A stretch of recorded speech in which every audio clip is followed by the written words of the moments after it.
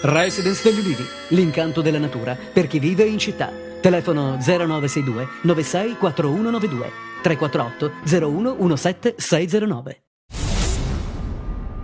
I carabinieri hanno eseguito alla Mezzia Terme 15 ordini di custodia cautelare a carico di altrettante persone di etnia rom, accusate di compiere furti d'auto con il sistema del cavallo di ritorno, di associazione per delinquere, estorsione, ricettazione e favoreggiamento. Il gruppo, secondo l'accusa, pretendeva denaro dai legittimi proprietari per la restituzione dei mezzi loro sottratti. 30 i casi accertati, le indagini erano state avviate dai militari nel settembre del 2008, tra gli arrestati anche un minorenne.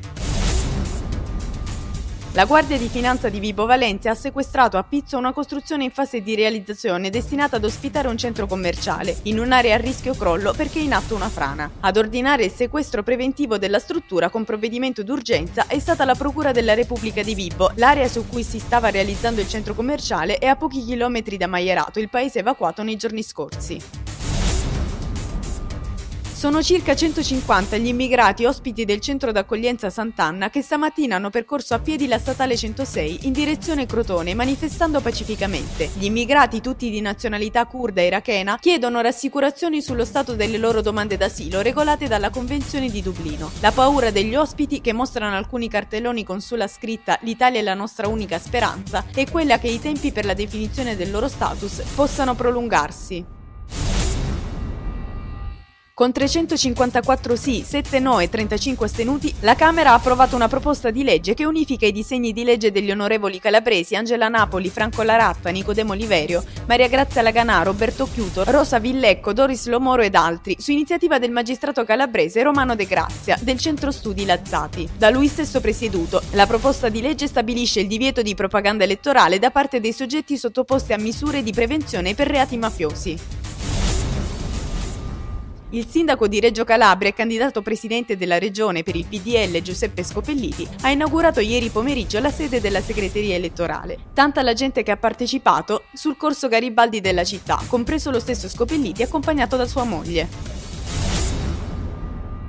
Nasce la Ionica Gas SpA nell'ambito della ristrutturazione del settore del gruppo Eni e avrà come sede operativa Crotone, dove ci sono le maggiori estrazioni di metano. Ad illustrare le attività della nuova società l'amministratore Enrico Tavolini e il dirigente dell'Eni Giuseppe Tannoia, alla presenza del sindaco della città Peppino Vallone, dell'assessore regionale Francesco Sulla e dell'assessore provinciale Salvatore Cosimo. La Newco conta tra diretti ed indotto circa 150 unità lavorative.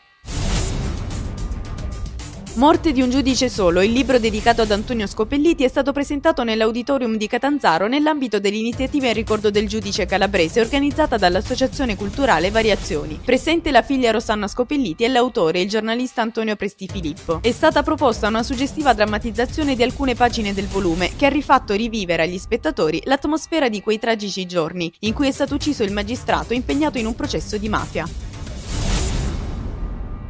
Il rapporto 2009 del Comando dei Vigili Urbani di Cosenza è stato presentato alla stampa dal comandante Giampiero Scaramuzzo e dall'assessore comunale alle politiche della mobilità e trasporti Agostino Conforti, alla presenza del presidente della commissione consigliare ai trasporti Antonio Belmonte. Gli accertamenti di violazione al codice della strada sono stati il 12,26% in più rispetto all'anno precedente. Fra le violazioni più frequenti, obblighi relativi a precedenze, disciplina di cambio direzione e corsia, circolazione a velocità non moderata. Sono stati 4 i casi di ritiro immediato della patente.